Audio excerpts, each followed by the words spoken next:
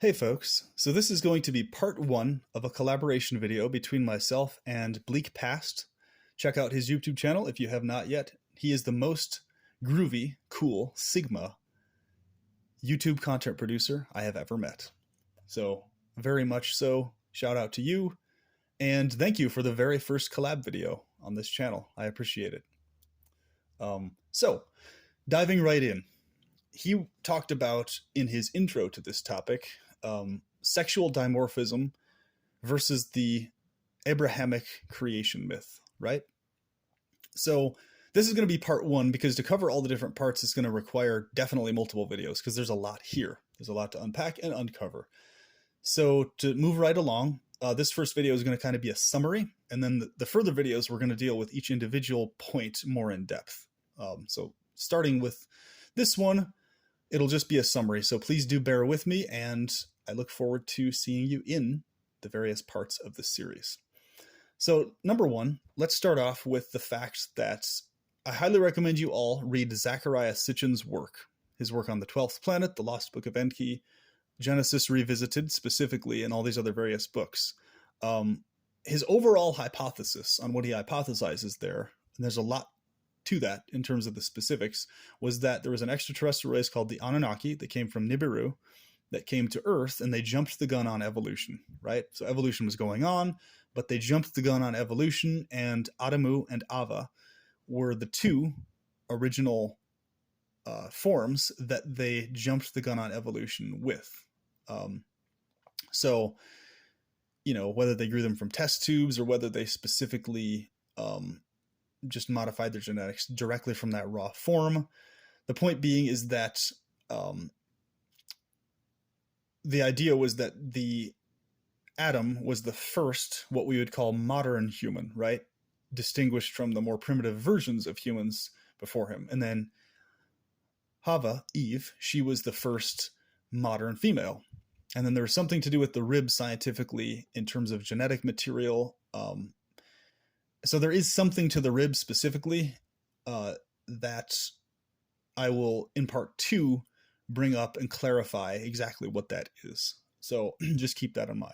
So now, if that is in fact the case, if that's true, in fact, if there was an extraterrestrial group that mixed their genetics with earlier humans on Earth and created what we now deem modern humans, right, from their combining the two genetics together, them being similar enough, then that explains a huge amount of why that story reads the way it does.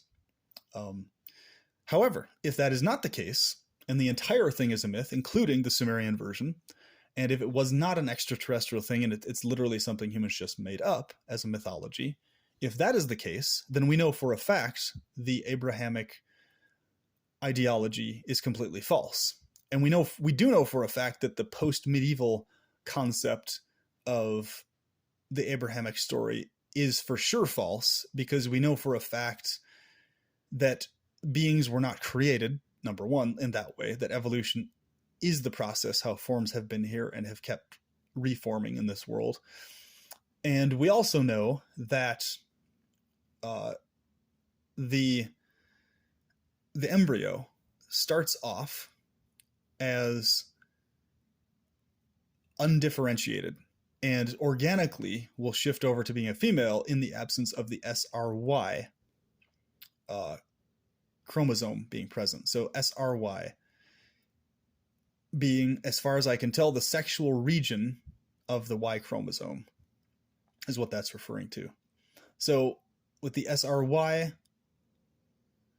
being present, you have the form shifting over to a male form by developing testes and a penis and everything like this as time goes on. And in the absence of that, you have the form shifting over to a female form inside the womb, right?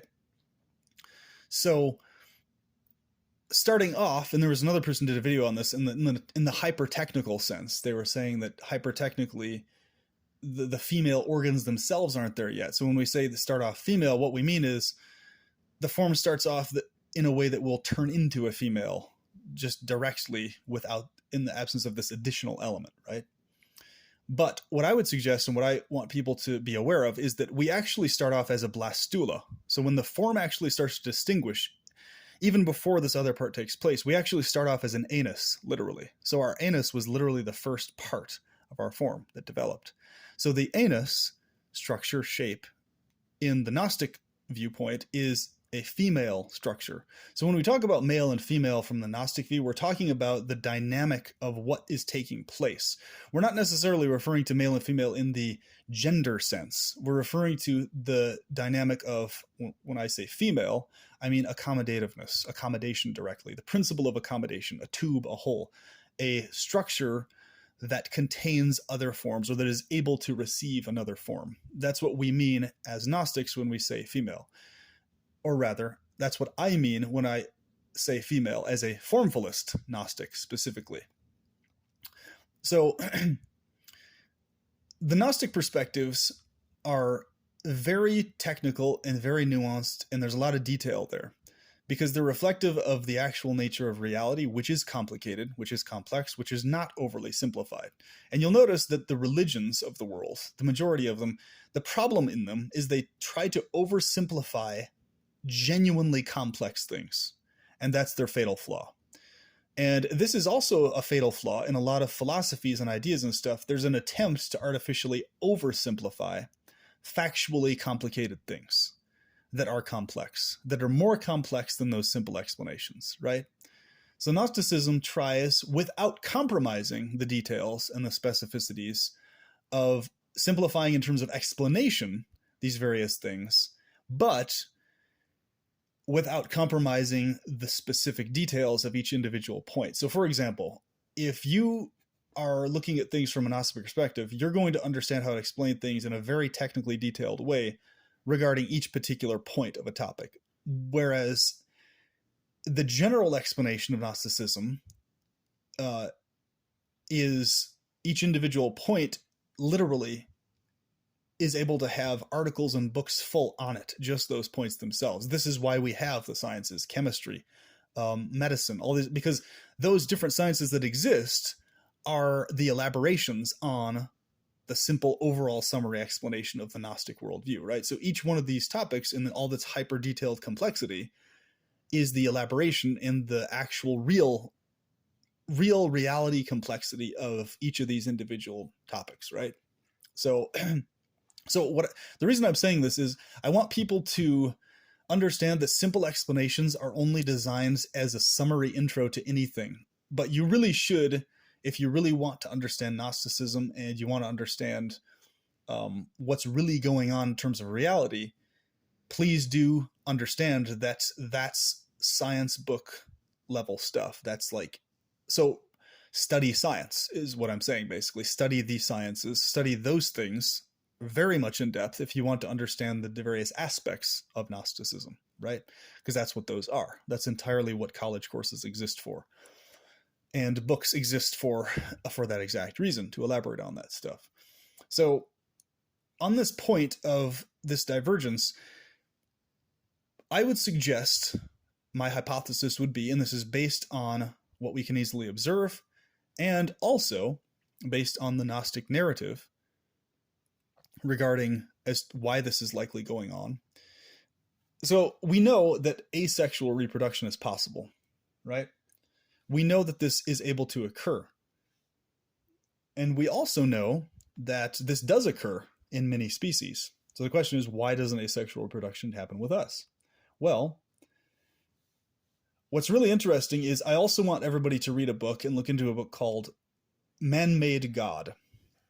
This book explains the origins of all the religions, why they exist in the creation myths and stuff, why they developed that way. So before the Abrahamic traditions existed, there was what was called immanent theism. And in other words, this was a theistic viewpoint towards reality and life that was based on what was directly observable from birth all the way up through adulthood. And this is the connection, this is the source of, and in connection to the Oedipus complex, right? The son becoming the romantic partner of the mother as time goes on, right? Now, This is referring to an esoteric dynamic between the son and the loving mother.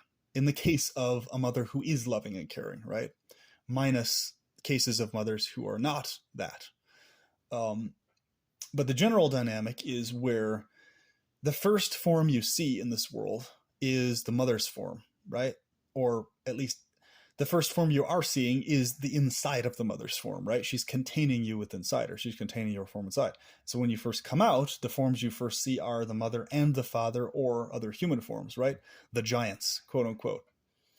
So this whole giant fetish and the whole giant subconscious imagery comes from the child seeing these large forms around them that are much larger than it when it appears in this existence, right? When you're a baby, yes, adult forms are gigantic. And that's quite easily observable. So this is talked about in this book, and also this is actually the source and why goddess worship was the predominant practice, because originally humans didn't understand clearly that, in other words, they thought that the female directly was the creator directly. They didn't put the two and two together, that the ejaculation into the womb specifically was what caused the formation of a child out of the womb. They thought, and this is very important to understand this, so please pay close attention.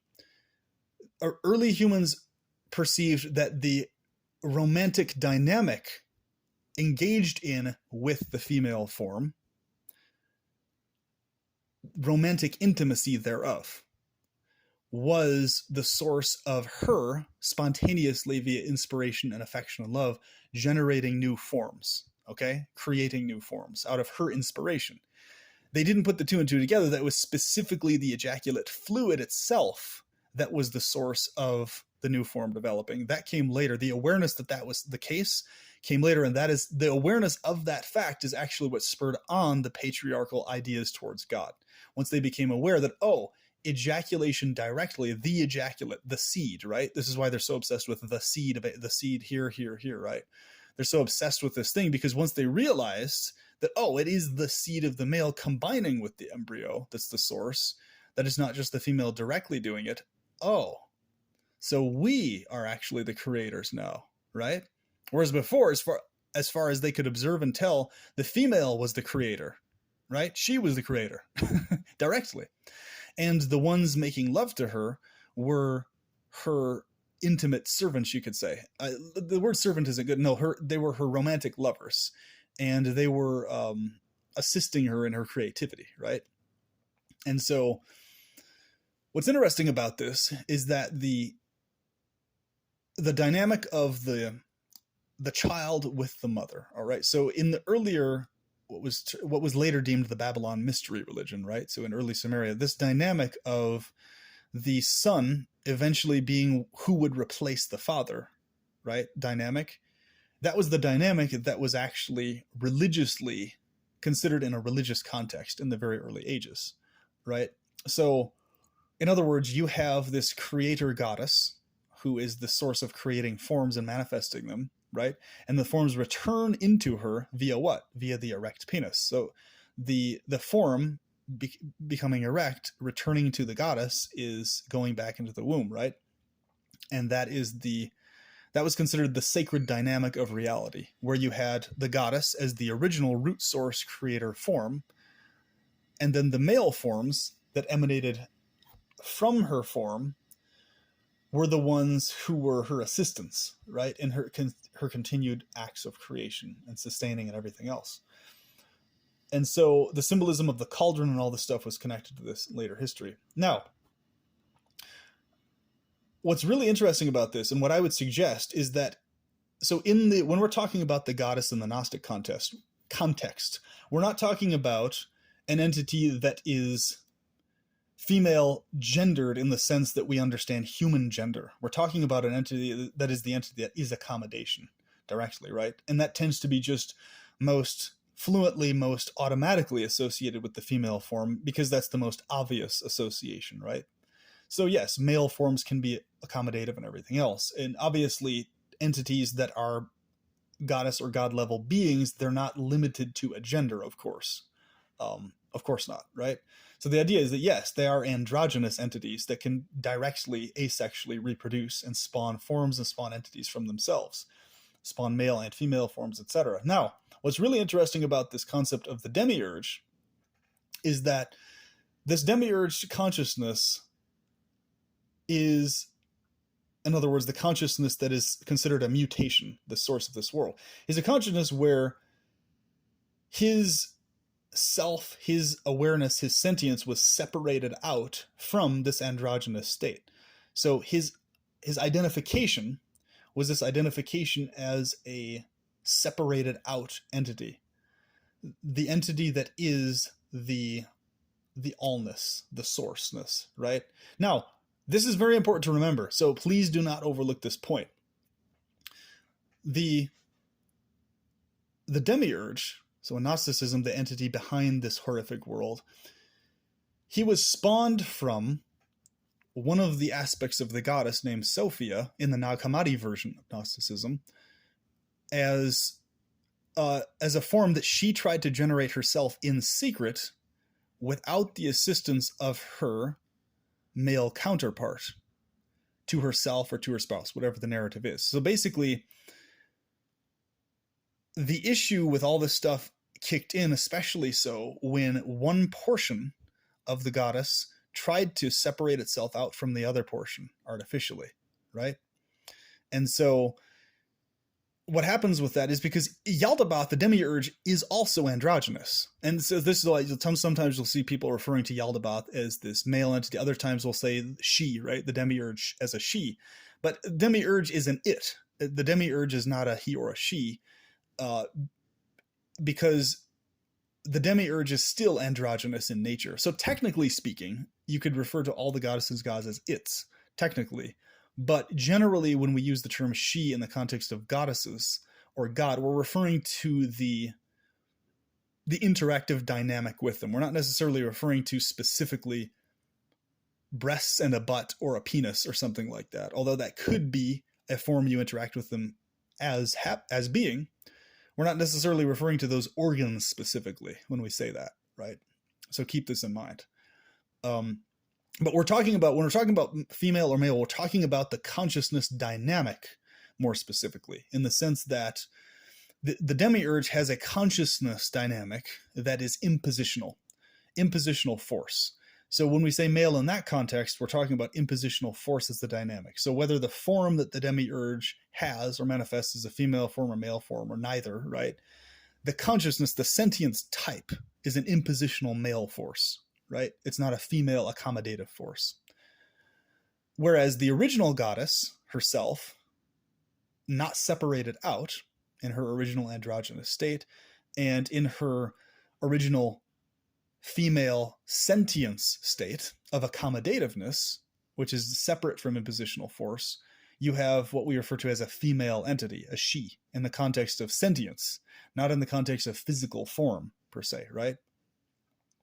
So this dynamic between there needing to be a male form physically having intercourse and penetrating the accommodative form of the female is connected to this deeper esoteric dynamic between the demiurge and how he spawned from the original androgynous goddess / god, who interact as also goddess and god.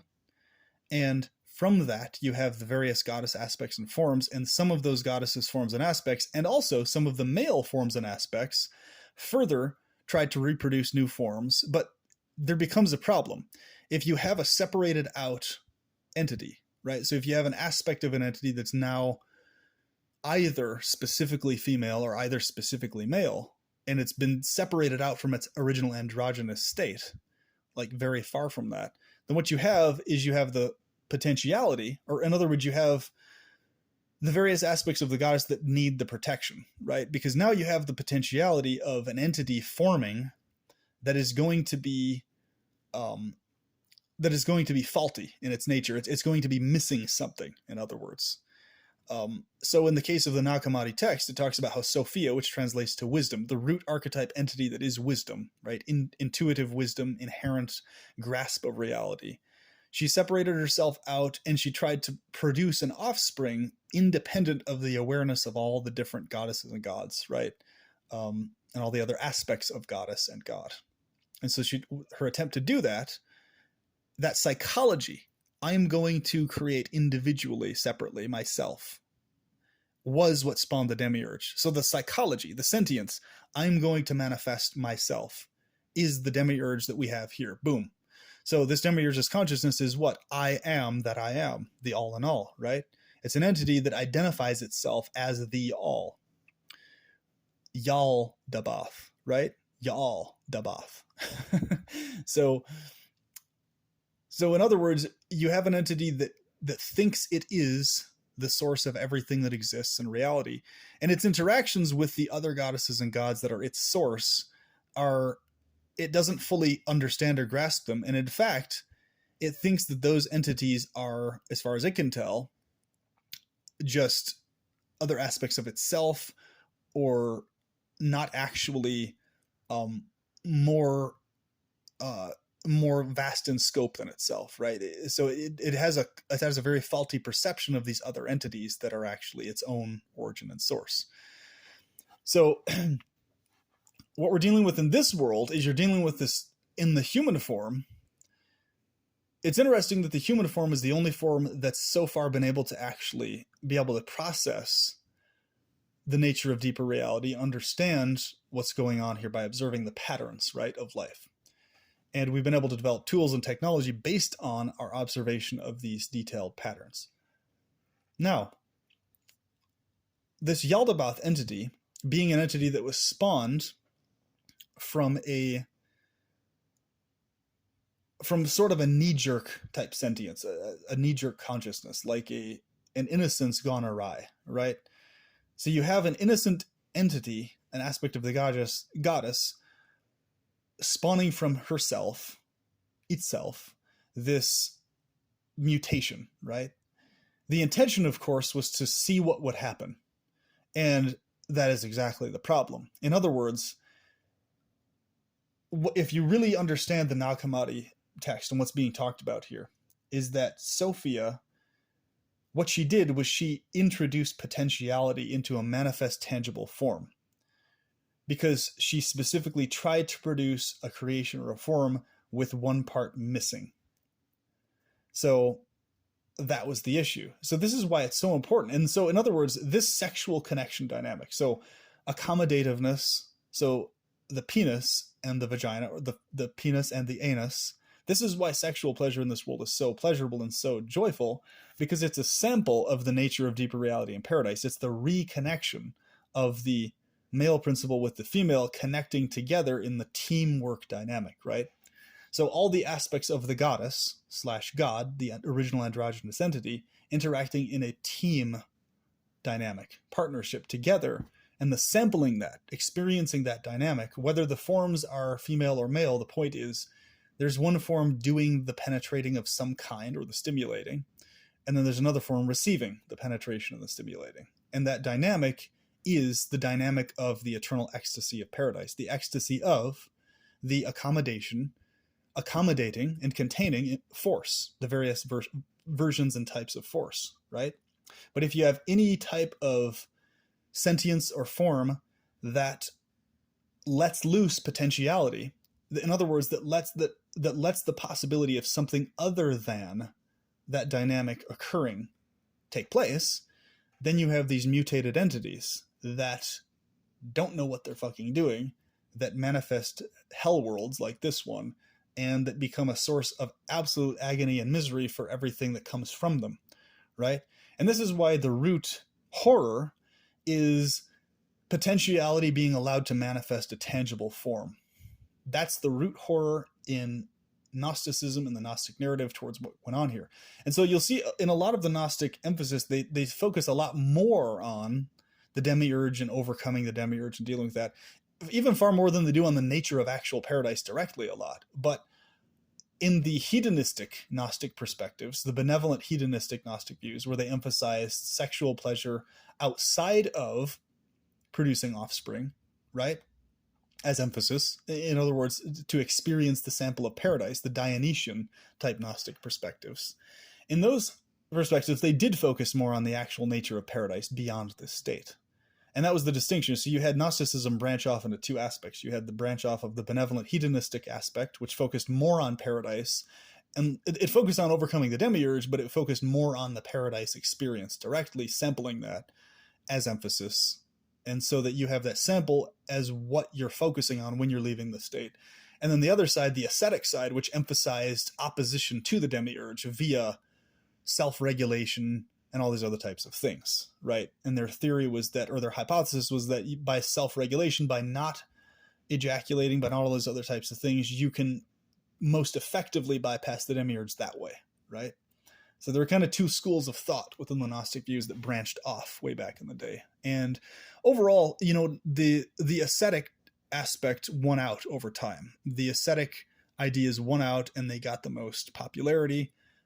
For various reasons. And, you know, we can talk about that in another video, why those became the most popular. Now, personally, I adhere to the benevolent hedonistic Gnostic view, where the emphasis is on experiencing the sample of paradise as much as possible while here, while dealing with containing the Demiurge and bypassing it, but with emphasis on absorption in paradise, right? And mainly on my channel, I talk about opposition of the Demiurge, or rather containing the Demiurge a lot, because I noticed that a lot of folks, they tend to wrongly think that if I'm focusing on paradise stuff and talking about it, that I'm somehow forgetting that we need to deal with the problems, when that's simply not the case. And I only do a lot of videos on the other point of opposing the Demiurge so that people remain aware that I'm vividly aware of that aspect. It's not something that leaves my consciousness, right? So what we're dealing with here is we're dealing with a world where this particular Demiurge has spawned a manifestation of quite chaotic things going on. And the majority of it is horror. But you have very small samples of paradise because he wasn't able to, because Yaldabaoth, the Demiurge, whatever name you want to refer to it as, is an entity, and if you watch the video, the Moloch hypothesis, this is an entity that relishes in the gaming of things. So in the randomization of things, in the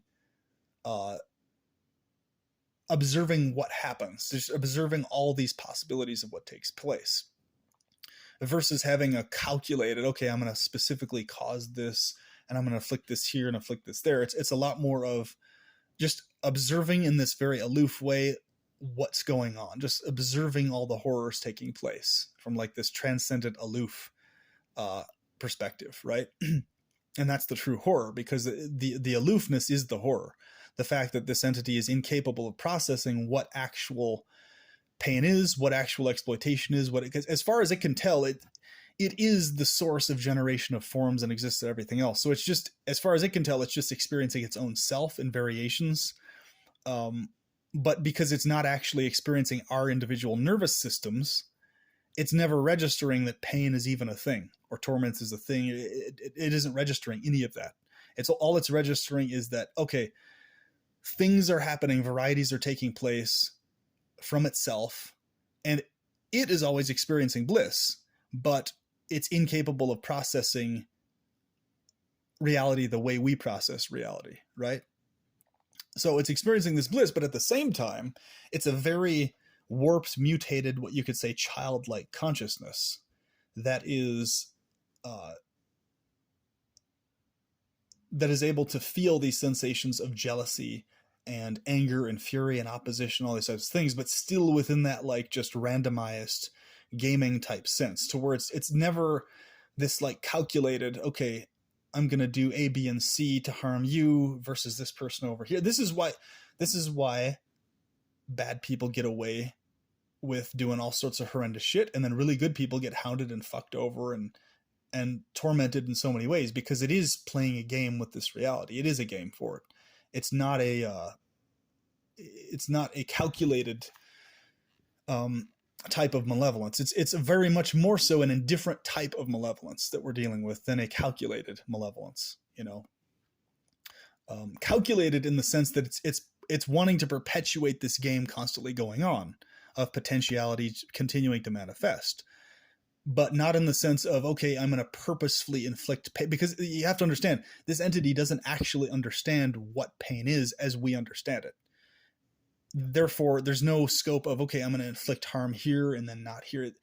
But there's so much harm being inflicted because we, being in this world of this warped entity, we're wanting to get back to actual paradise and out of this state. And we're relishing the samples of paradise from this state. And our relishment of those samples of paradise is what we're constantly driven to in terms of the need, right? This urge. Yeah. So instead of the demiurge, the original urge is the romantic urge, the sexual urge, the affectionate urge. The team urge is the original urge outside of the demiurge. The demiurge is the I'm separated out, I can create by myself consciousness. I'm that. It's this very falsely egoistic consciousness. And it's a consciousness that is to various degrees indifferent. This is why I always talk about indifference to various degrees is the demiurge's consciousness manifested.